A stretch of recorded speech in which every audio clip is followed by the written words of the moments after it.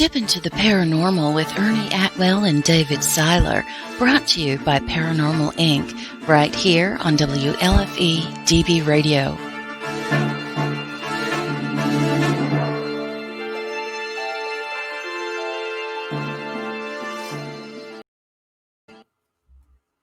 Well, hello, everybody, and welcome to episode 32 of Step Into the Paranormal. He got it right. Finally. 7. Hope everyone is enjoying this rainy Sunday. I'm sure no matter where you're at, it's raining. Yeah, it's raining. It's pretty widespread. Yeah. But Before we start the episode, let's give a very, very, very, very, very happy birthday wish to Miss Carly Hall. She turns I ain't going to say, but old enough to know better, but too young to care. She just messaged me and said next year, one more year, she'll be able to rent a car on her own. So if you know the law, then you know how old Carly turned today. She was on, her and Jack Hanna was on episode, about a month ago? Yeah, about that 2 or 3 days. Month and a half ago. We have a cool episode in store for you tonight. Oh, yeah. A friend of ours, give you a brief background, and Dave can chime in. Friend of ours started an all-female paranormal team out of West Virginia.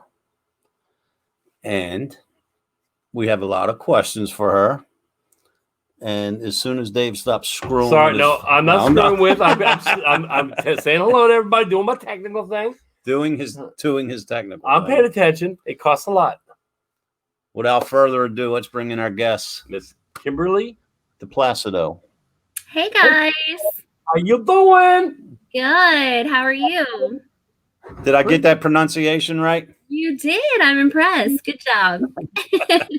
Perfect. I'm pretty good with the names with the D's and all in front. It seems like everybody I'm friends with has like a D-I or D-E or something in front of their name, except David Seiler.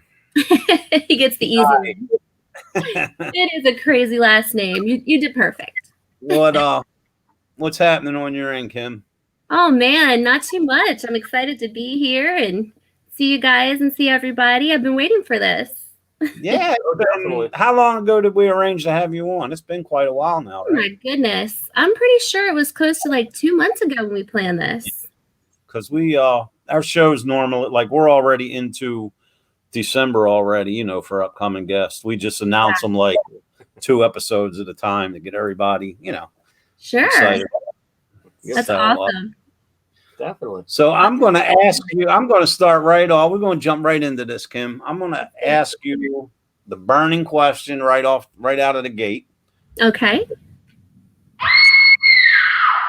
I got to tape Dave's hands to the chair.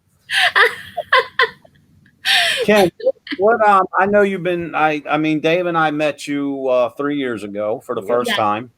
And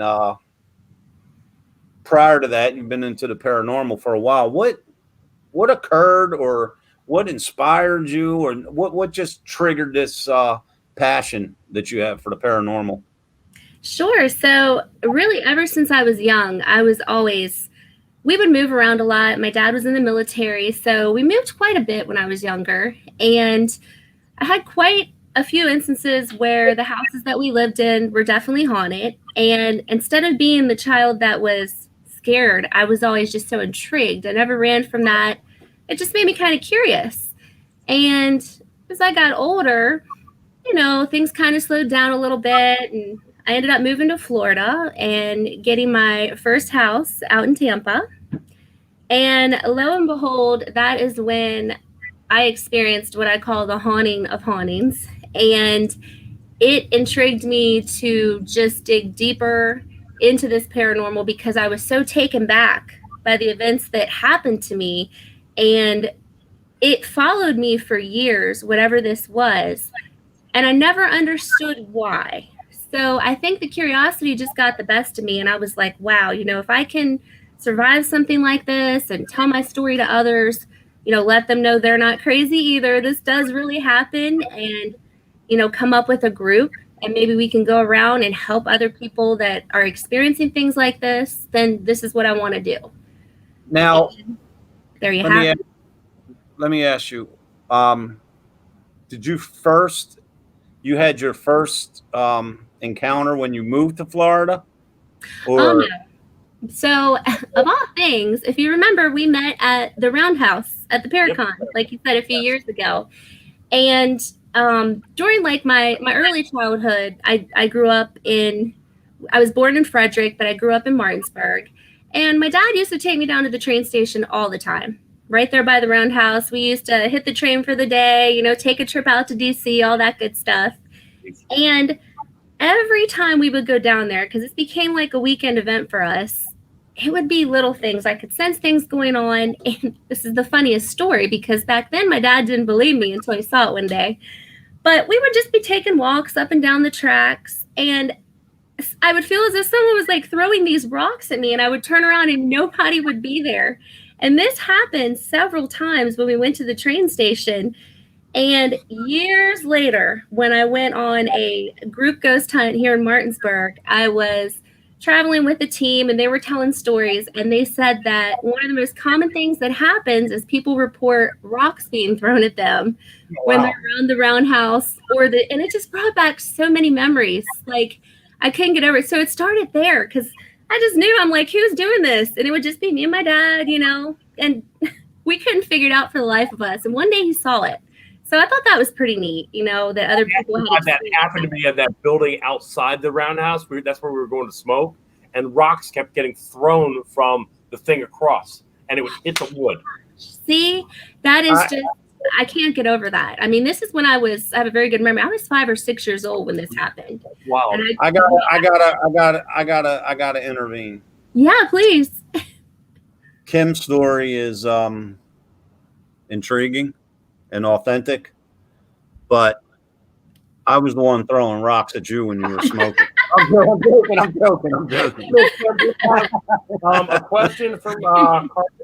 She goes, does your body feel different when you encounter the paranormal? Like, do you feel like it makes you different from the normal? So this is something that I'm learning and studying as we speak, because I'm glad she asked that question. When I was a little girl, and it happened at the train station, it happened in the different homes that I was in that were haunted, I encounter certain smells.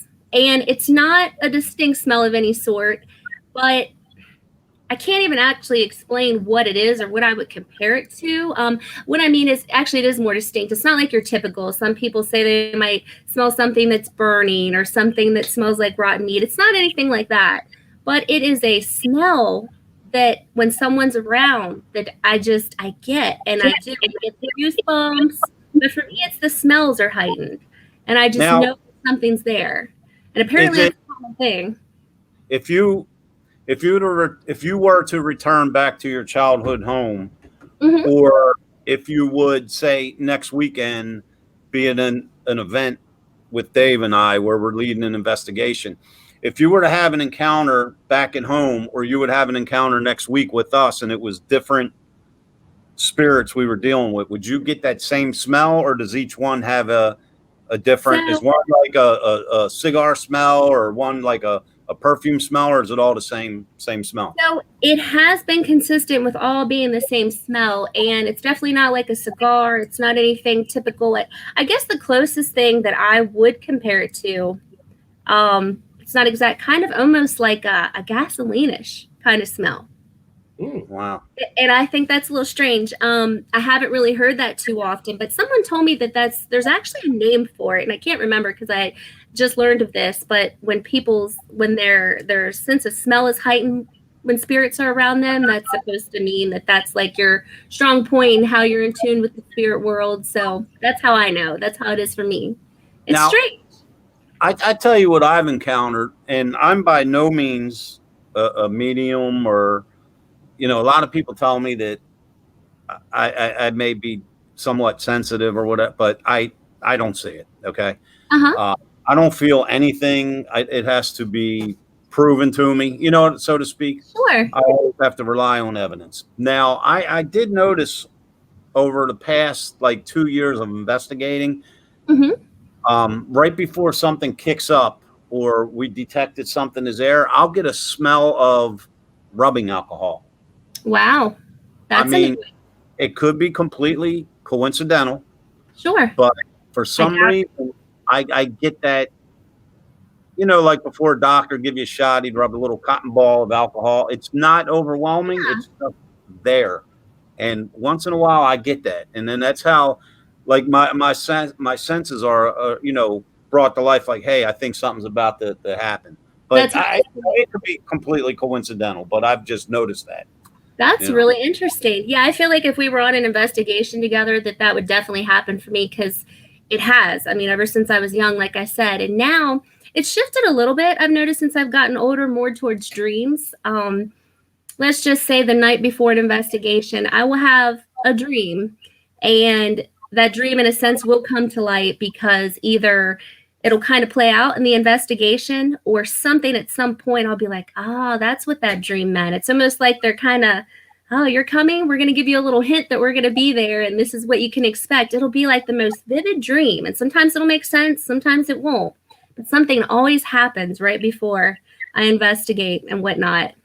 It's got. Right, I have a trivia question for you guys. Oh, hold it. Uh-oh. When I was a kid, I used to get these deja vus that would come true, and it would actually make me like dizzy. Oh, yeah. I did something different to break the chain. I remember you telling me.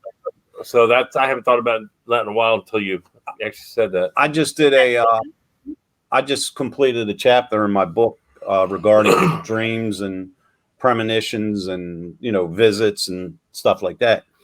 That's just a fun fact. Uh-huh. If you add up, now take an average person, just your average person's lifespan. If you were to add up all their dreams from the time they were born till the time they die, Mm-hmm. how long do you think they have spent in their lifetime dreaming? Does that make sense? Yep. No, it does make sense. How long do you think? About a third of their life. Usually it's about a third of the life. You think so? What do you say, Kim? I'm going to say half their life. 6 years. 6 years. I thought it was going to be something crazy. If you add up all your dreams, on the average person, it averages 6 years of their life was spent dreaming. Wow. That's wild. If you think about that, that's crazy, right? That's No, insane. it really is. Yeah, that sleep stuff and the dreams, that really intrigues me. So I can't wait to read your book, and especially that chapter. I can't wait to get it done. I bet. Holy crap, man! I've been like, I am getting there. I got like 2 or 3 chapters left. I am getting there, but I'm trying to meet a deadline. But it's not something I can, you know. But anyway, Yes. Go, Tim. It's funny because we were talking about these smells, and I mentioned how it was kind of like a gasoline smell, and that actually reminded me. So this house in Tampa, a million things happened, but one of, I think, kind of the worst things that happened, it was the middle of the night, and I actually had like all gas appliances, and I woke up from a dead sleep to like smelling the gas that you would smell when you started my oven. And sure enough, I went out to the kitchen and I had to turn my oven off because something had turned it on. So, yeah. Wow. I know. It's when you get into the dream aspect of all, you know, having to do with the paranormal, you know, this is just my overall theory. Mm-hmm. I mean, the dream, you can talk about the dreams, it can branch off in a million directions. Oh, sure. But when you talk like about visitations or whatever, this is my perception of it. Okay. I think that spirit will visit you in your dreams. Okay. Not only because you're at your most relaxed and, you know, your mind is open. Sure. But through personal experience, I feel that spirit will visit you while you're dreaming so that that's the least way that they'll frighten you. You understand what I'm saying? And I think they use that opportunity to get their message to you or to let you know that they're okay while you're asleep. That way it doesn't frighten you. You know what I mean? That's actually a good point. I agree with that.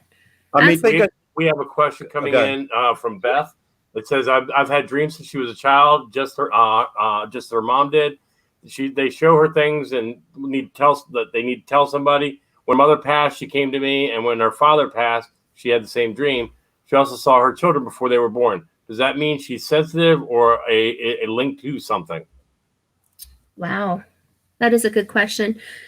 I personally think that it could be both.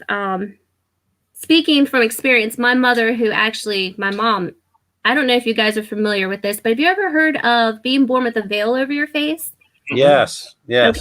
So both my grandmother and my mother were born with veils over their face.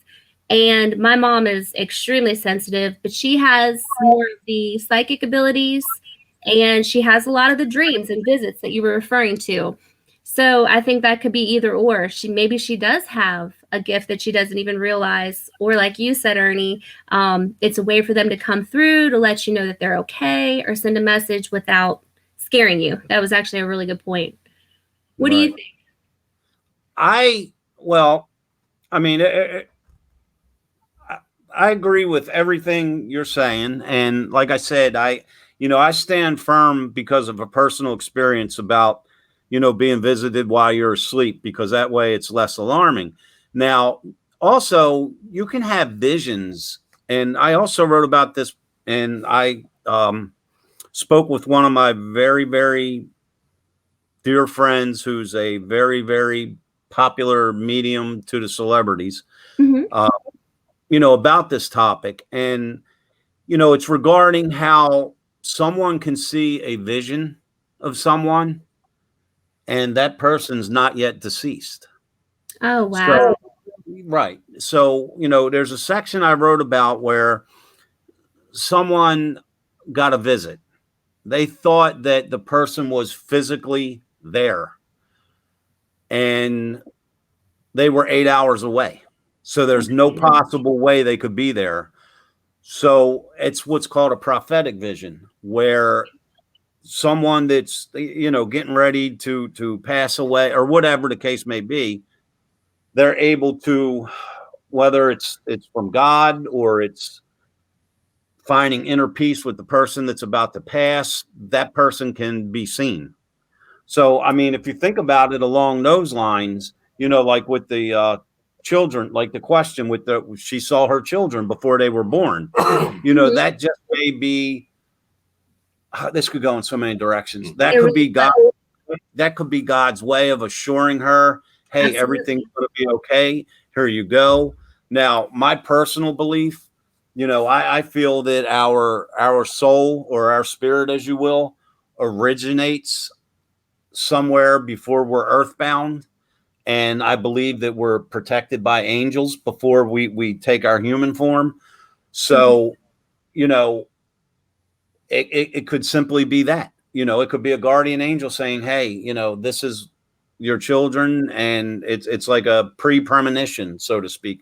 But it can go off in so many different directions of what it could be. But regardless, it's all, in my opinion, it's all good. It's all peaceful. Yep. You know what I mean? Absolutely. I think very seldom is it a bad thing. Now I do know, and unfortunately I have had some experiences where it can be bad.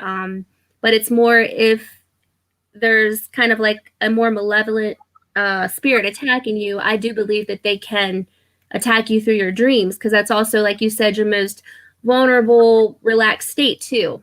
And sometimes, to get in your head like that, that's kind of the ultimate. But so I think there's that side too. There's a little bit of good, a little bit of evil, but most of it, I think, is good intentions and sometimes premonitions and everything, like you said. It's pretty wild to think about it all. Right.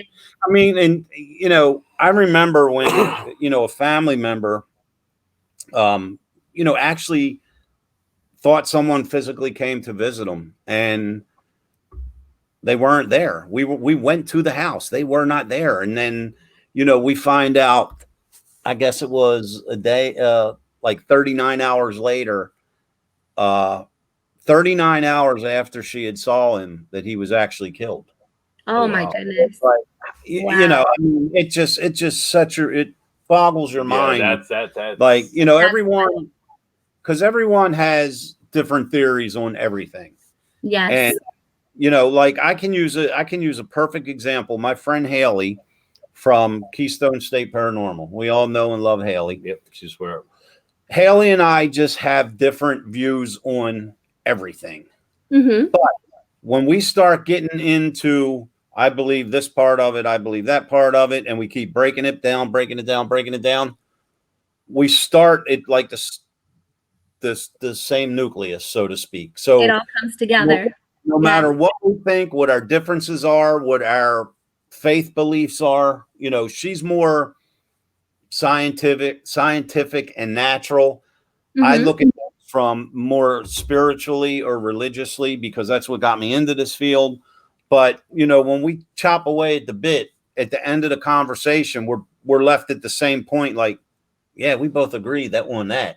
So it all starts. It just, once you start branching out, it's just a matter of what your core belief is. You know what I mean? And working with someone like Dave, you're not going to get any more scientific or tech savvy than Dave Seiler.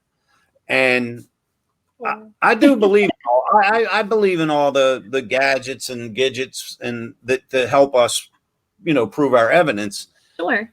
But of course, my favorite is the old school techniques.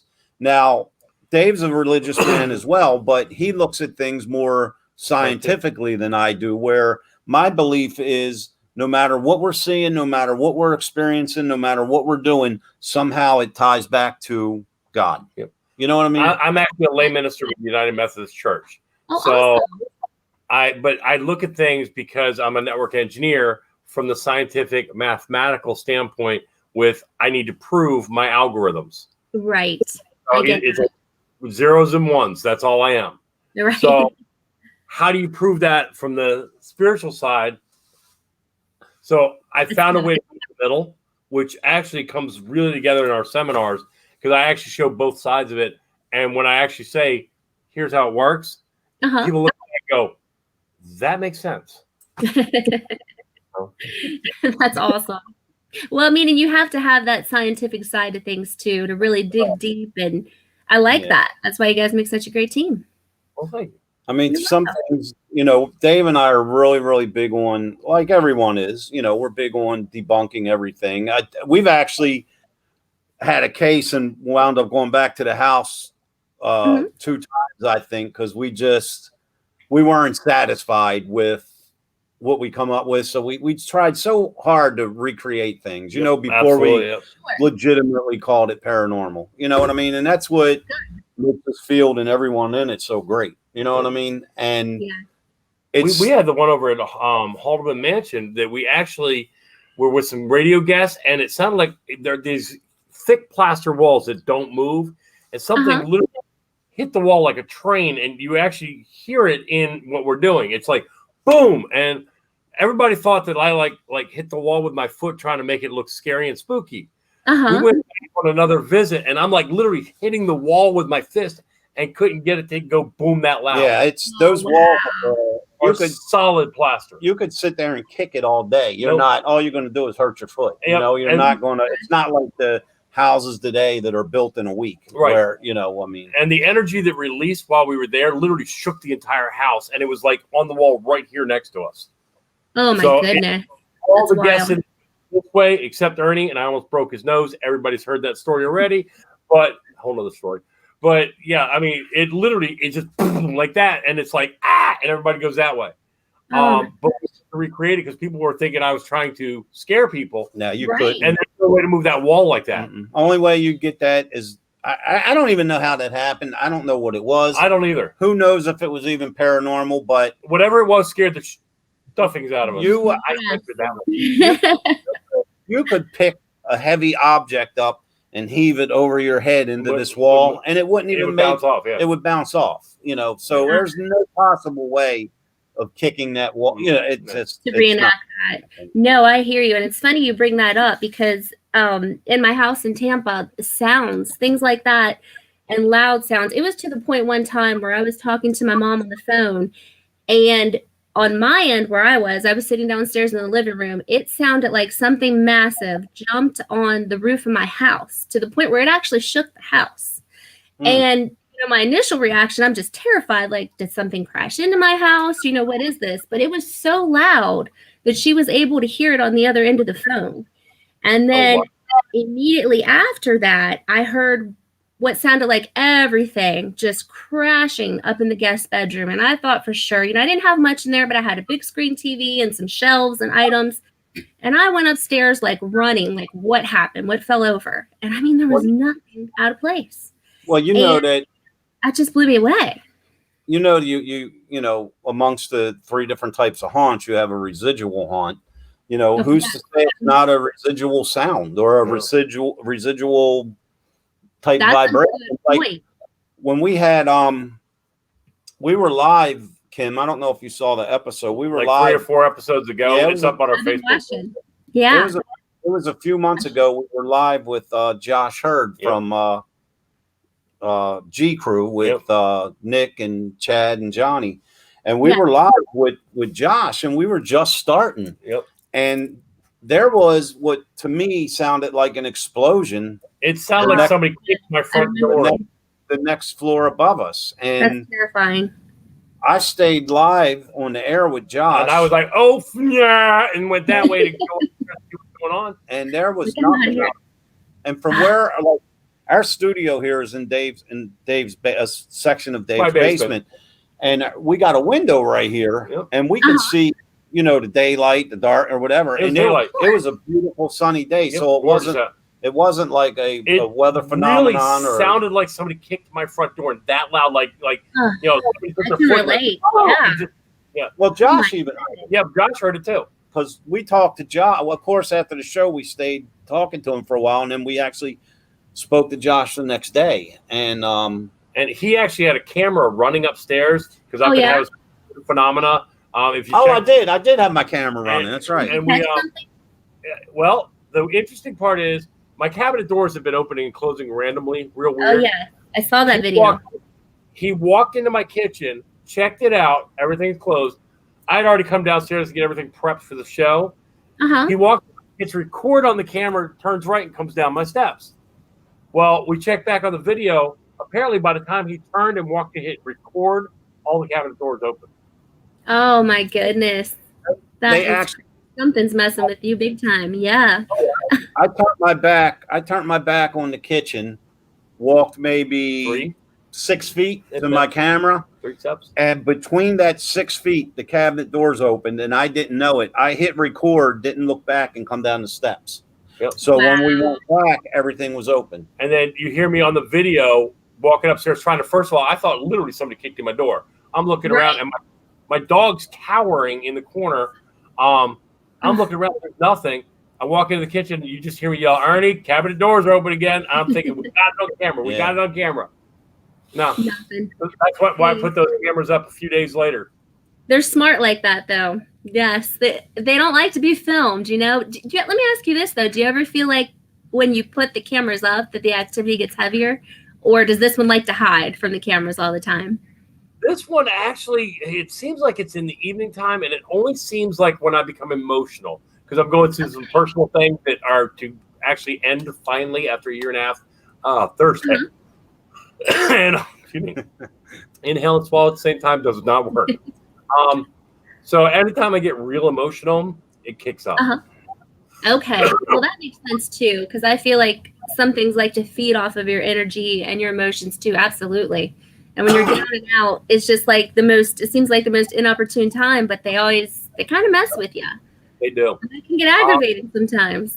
My daughter Grace and her friend were in my kitchen day before yesterday, playing with my Red Pod, my K2, my Mel.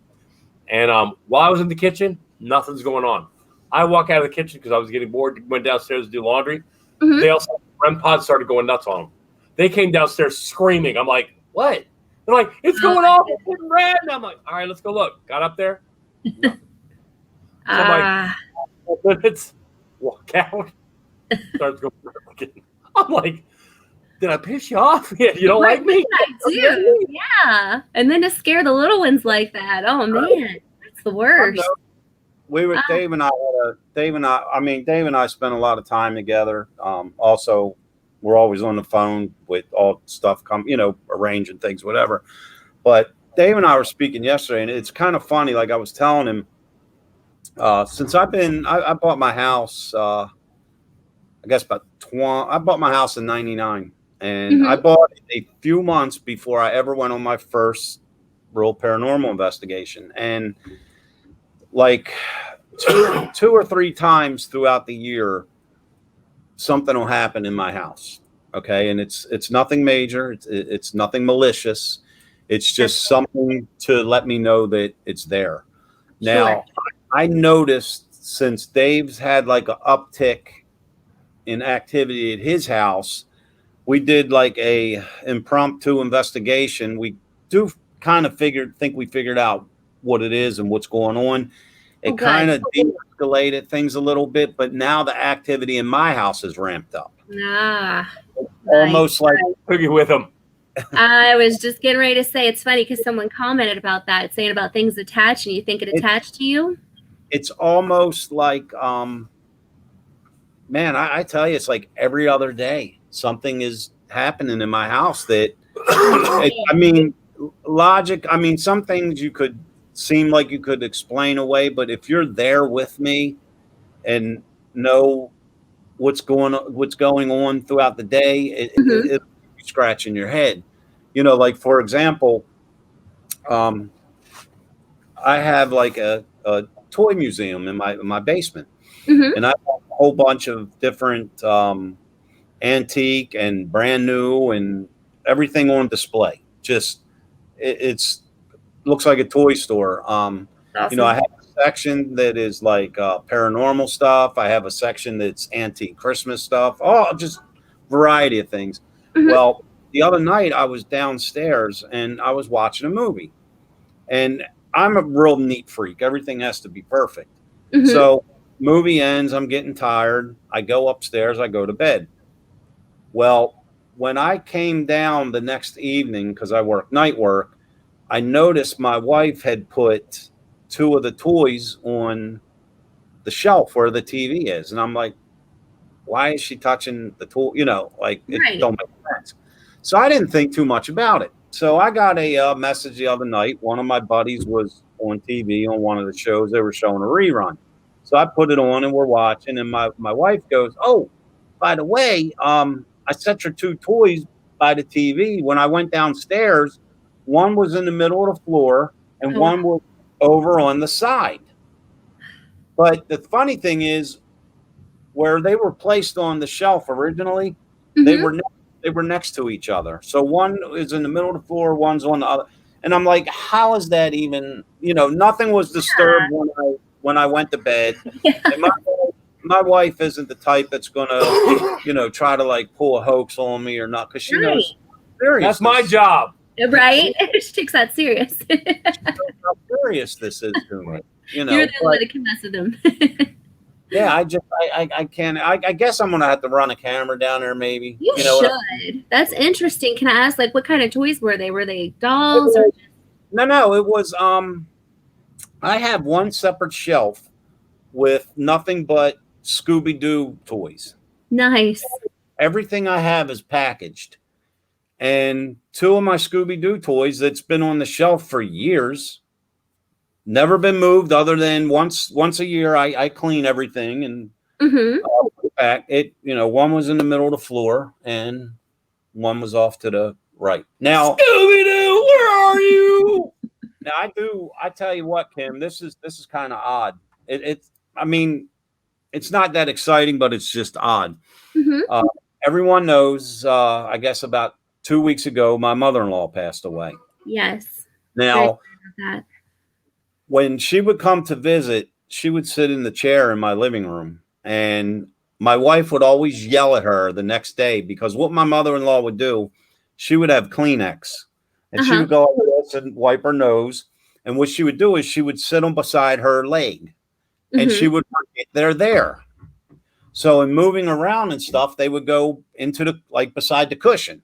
Sure. So my wife would find these Kleenex in the cushion of it, and she would call her mother and yell at her like, what did I tell you? Stop putting Kleenex beside the cushion. So 2 or 3 days after she passed away, I was in the basement, I was doing something, and I came upstairs. Well, I wound up working on my book for about 3 hours. No one had been downstairs, including myself. I did not move from the spot I was sitting in other than to get a coffee. and I went back downstairs to start doing laundry. Mm-hmm. Right before I made my way down the steps, I noticed something in the middle of the bottom step. And I'm like, what the hell could that be? Because I haven't been down there. Right. As I went down the step, guess what it was? A tissue. A Kleenex. Rolled up. It was rolled up on the. Now, I mean, that's very simple to explain away. Ernie, it maybe it fell out of your pocket. Well, I didn't have a Kleenex in my pocket. But I mean, it's very I see where you're going with that, though. Absolutely. I mean, it's very easy to explain something like that away. Mm-hmm. But like I just said a few minutes ago, you got to know the situation of what's going on at the house. I didn't have no Kleenex on me. I hadn't used the Kleenex, and it was in the middle of and I have like dark carpet on the steps. So it's very obvious. It's not something I would have walked over. Of course not. I think she just wanted to say hi. She's just stopping in to let you know she's there. Isn't that kind of weird, though? That's from Andrew. It is weird. It is. Where? Right here. What's that? That's from Andrew, a friend of his. That's personal. His toys. No. Like we are. Love you, Andrew. Man. I don't know if he's transporting it back and forth, but I had a friend of mine over a couple Sundays ago. She was doing her laundry. A couple of things just happened. Like we had a fire in the house. We had a leak in the house. Some things happened. I was a little stressed out that night. Sure. The next morning I came out to my living room. All four of my chairs were stacked on my table. And downstairs, because my office is literally right there where you can see it. But I have mattresses my kid uses for karate over here. There's like handfuls of sand all over them. Is that? I saw that. Yeah. Oh my goodness. Wow. Yeah. So I don't know where the sand came from, but it looks like somebody took handfuls of sand and threw it all over the place. And you have no clue where the sand could be from. Now that is wild. Well, Pasadena's full of sand, but not that much sand. Right, not that much. Yeah, you would know. That's crazy. That almost sounds like poltergeist like type activity when they're moving and stacking. I mean, that's pretty wild. Yeah, I heard about something, and I want your take on it. Sure. I heard about this all-female team called Angels and Ghosts. Yeah, really neat. Oh yeah, great group of girls. Yeah. So how many people are on the team? So it's just 3 of us. And right now we're just keeping it kind of like you guys. We're all really great friends. 2 of my girls, Alyssa Vick, she happens to be my best friend, and Leah Smith. And we just decided that we were going to go around and start having fun with this, hopefully reaching out and helping people that have been through some things like we have.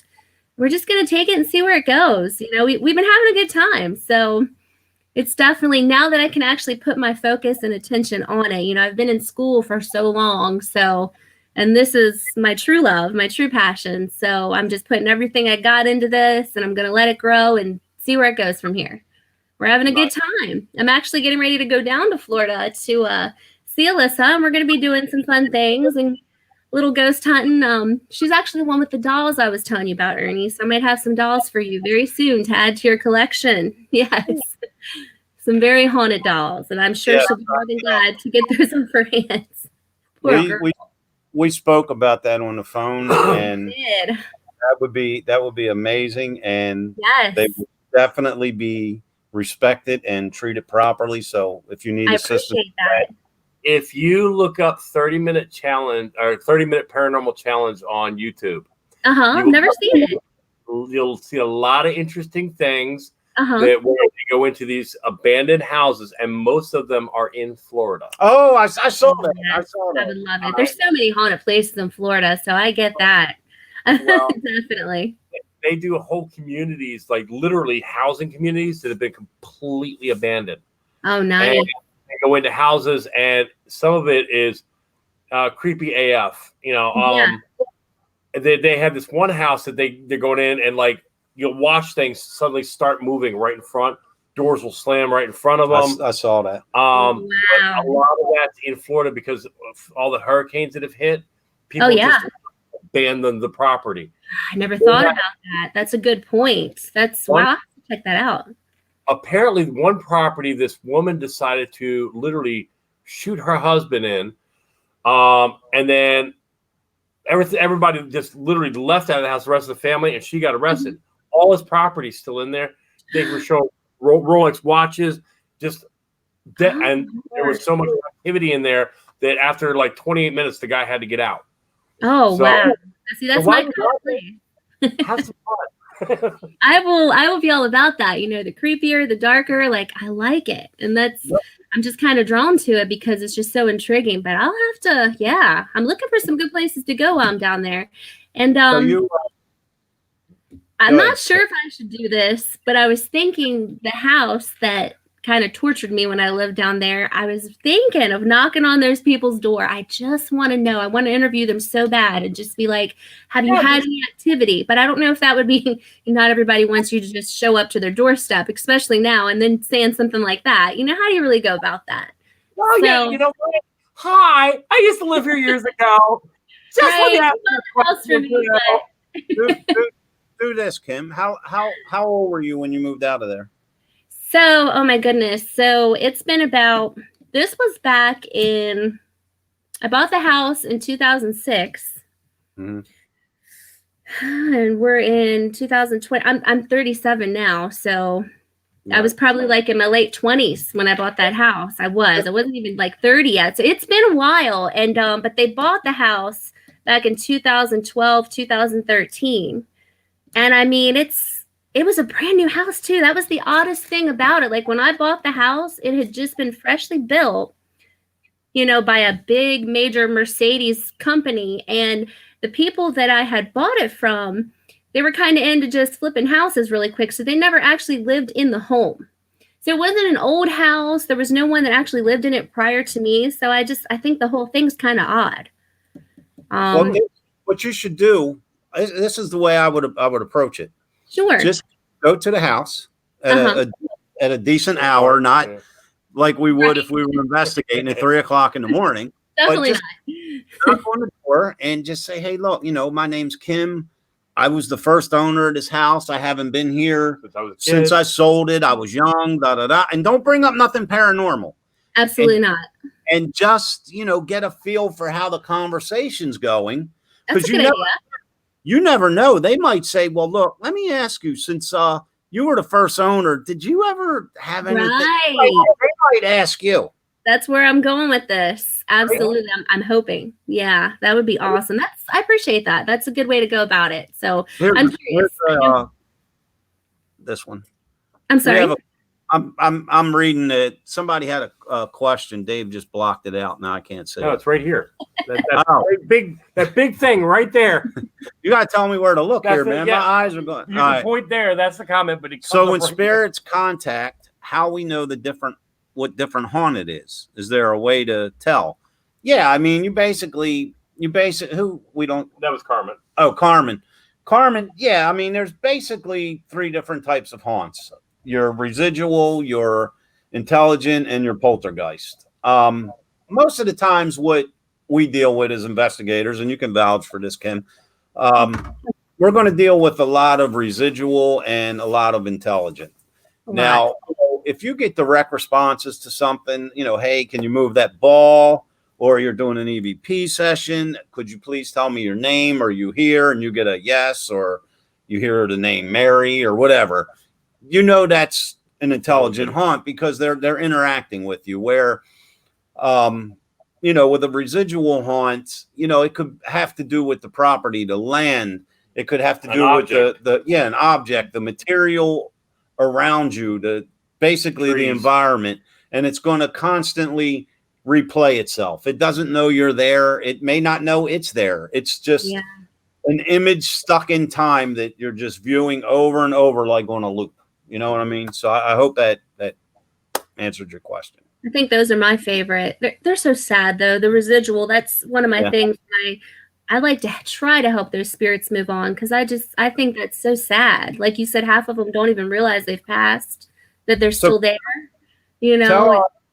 Tell everyone how we all met. You remember? Yes, of course I remember. So I met you guys when you came here to Martinsburg at the Paracon at the Roundhouse. Yes. And I was going around, just checking out all the good exhibits and trying to win the giveaway set that you guys had of all that good equipment. I didn't get lucky as usual, but I tried. Yeah, that was a good day. I'm glad I met you guys.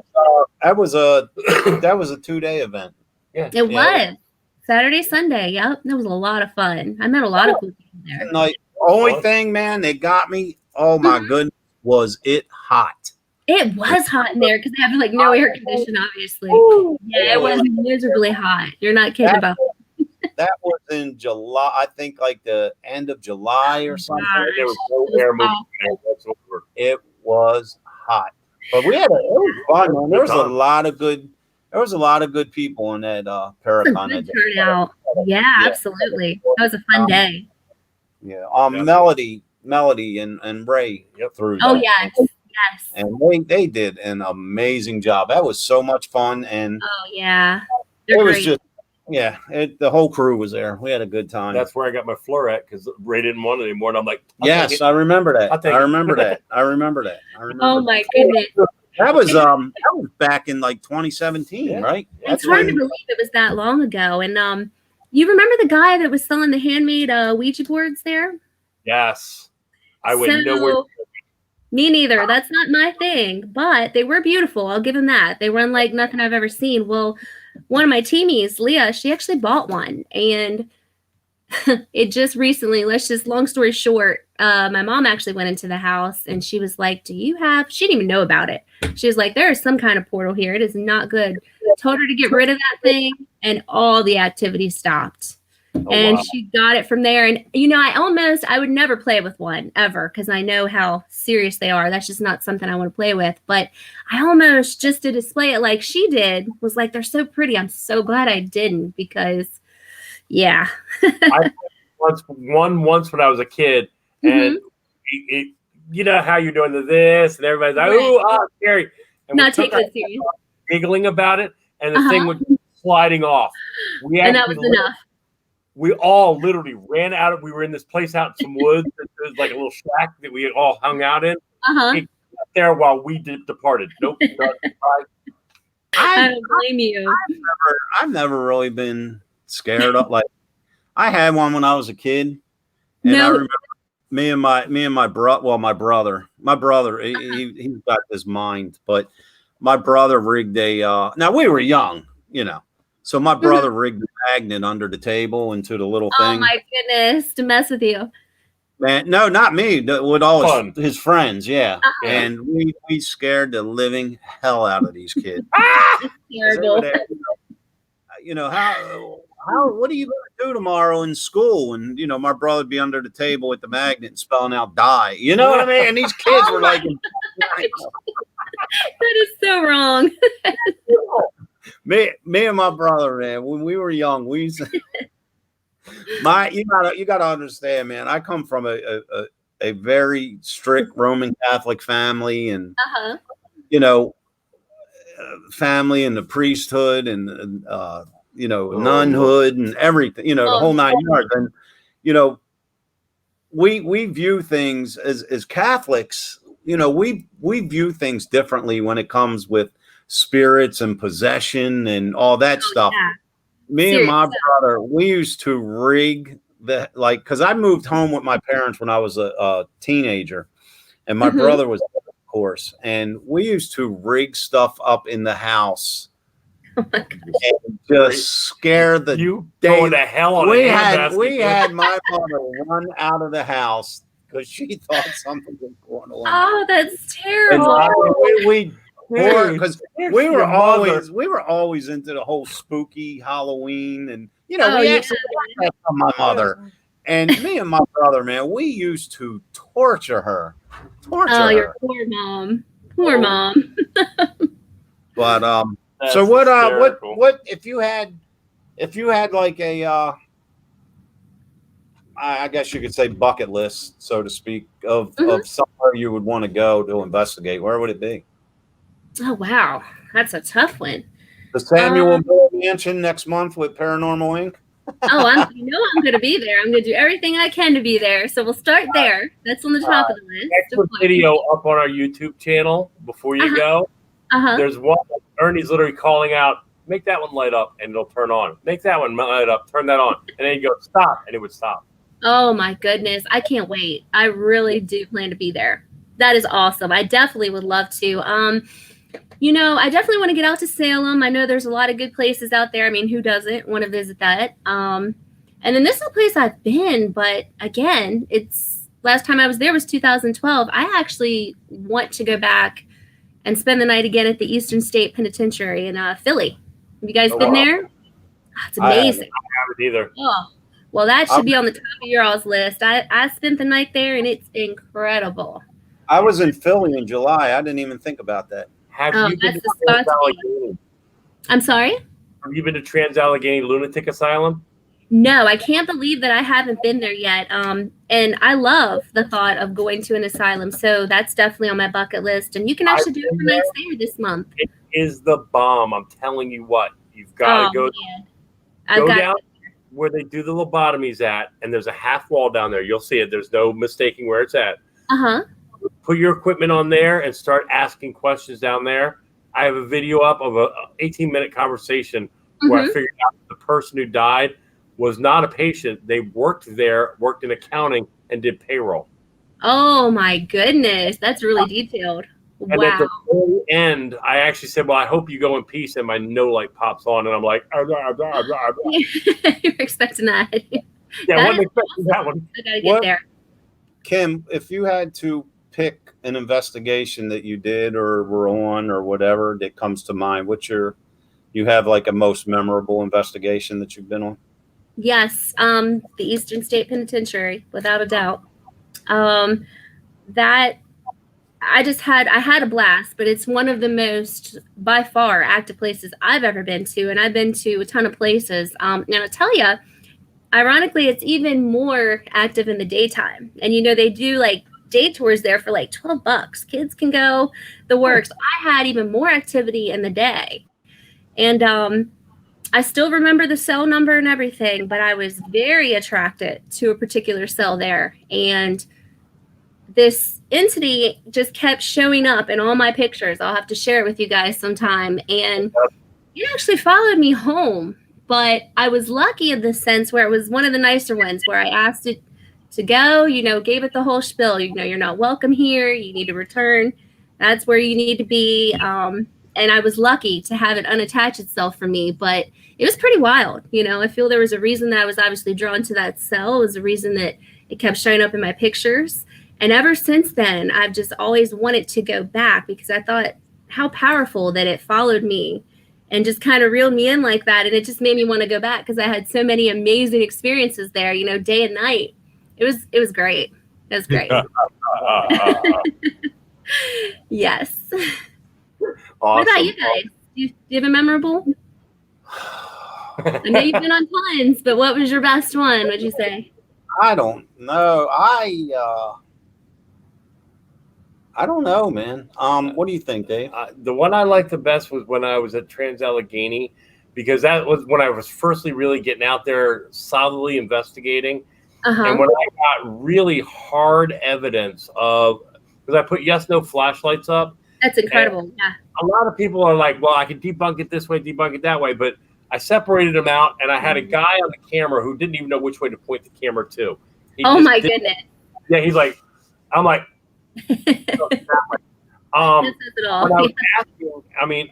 Nick and Elizabeth have actually seen the video and can't explain what's going on here. It's giving very definitive answers to my questions. That's incredible. And I ask for validation. I'm like, okay, you said this. Can you answer that again for me? And the correct light will come on. Wow. And it was just like 18-minute conversation, and I narrowed it down to what happened. And that one really, really I love. I love everyone, yeah. But I know what you mean. I think the one that stands out in my mind the most was about 2 years ago. Laura, formerly from Haldeman, who now runs York Ghost Tours, contacted Dave and I about a business in our state. And the business happens to be literally 10 minutes from my house, from each of our houses. Yeah. So we brought along, and it was an auto dealership. Just so yeah, you know, it was an active auto dealership Active. that we Wow. saw every day. yeah. And we actually brought Mike King and his son with us. Mike from Ghost of Shepherdstown. Mhm. We brought them with us because they like to investigate with us. And We were joking on the way there. Maybe somebody got sticker shock and died. We were really cutting up, thinking, okay, This there's is a bunch easy of enough. ladies back there, you know. but I even, I told Mike, I said, Mike, I've lived in this area for quite some time now, and I pass this building like twice a day going to and from karate, and Like, who knew? right. So I told him, I said, look, you're getting ready to drive 2 hours, and we want you with us, but don't expect much. Yeah. So we get there, it was daylight, and we started, to run our cameras and all that stuff. And I mean, before we went lights out, before the sun was even Before we down, get the cameras on the cables on the floor. before we got anything plugged in, it was like the building came to life. Yep. We couldn't Nice. get up quick enough to start capturing the activity, and Oh my goodness. everything was coinciding. Like, there was a section of the warehouse that Mike King was in, and I say, I'm going to go sit and watch the monitors for a while. I'm tired of investigating. I'm going to take a little break. So I'm watching monitors, and for example, I got my eye on Mike, and I see a shadow approaching him. So I picked the walkie-talkie up like this to get ready to call Mike. As I pick it up, Mike calls me, and he said, "Hey, keep an eye on the camera where I'm at. I hear footsteps and hear somebody walking up behind me." Oh, And it was wow. exactly what I saw. Uh, And it was before I could even radio to him. But that's how the whole entire night the went. knocks you got. oh man, you gotta go back there. He goes, "Can you make a noise or knock or something like that? Whatever you were saying." And he comes running down. Dave, did you hear that? I'm like, I heard something banging. You could hear it downstairs. He was upstairs. Well, myself and Mike and Dreamer's son Desmond, we were in the back where they house all the parts and stuff, and it was those big tin shelves that you can see through the aisles. You know what I'm saying? I do. So, as Desmond and we're running a cable down one aisle. The very next aisle over was about the best I can describe it, and we both saw it. Like about a 5'3" to 5'4", really, really old gray hair balding man was walking parallel with us as we were going down. Goodness. We actually, Desmond and I both kind of like looked at each other, and we didn't tell each other what we saw. We told other people what we saw, and then confirmed it. But it was an old man, Kim. He looked like he was about 80, 85 years old. He was like a decrepit looking, hunched over, and he was just walking parallel with us. The funny part is, I goodness. found out afterward, but I'd already talked to the people who work there. They showed me a picture of the guy who actually ran the automotive department. I was gonna ask you that. He apparently died at his desk upstairs. And did it look like him? 5'4", balding, older gentleman. There you go. I found that out. Yeah, we didn't know that going in. We didn't really know too much about the place other than That is said great. the employees were scared to death because they come in the morning and stuff's all over the place. The shovel, yeah. I bet. He sounds completely harmless, though. He just never left. We have about 30 seconds left. Is there? We can go. We love her. Oh, okay. I don't want the Thanks. ending. I don't want the ending where everything just goes. Boop, and it's Anyway, black. True. So You're you're not frozen. you're going to join. You're going to come to our event November I 7th. plan to be there. I'm doing everything in my power. I'm sorry I'm missing the October one because I'll be in Florida, but I plan to be there in November for sure. Yeah, we October 24th, which is 2 weeks, actually 13 days. We will be at the Reliance Bar and Grill in York, PA. We're going to have April with us. That's going to be a good one. April was on our last episode.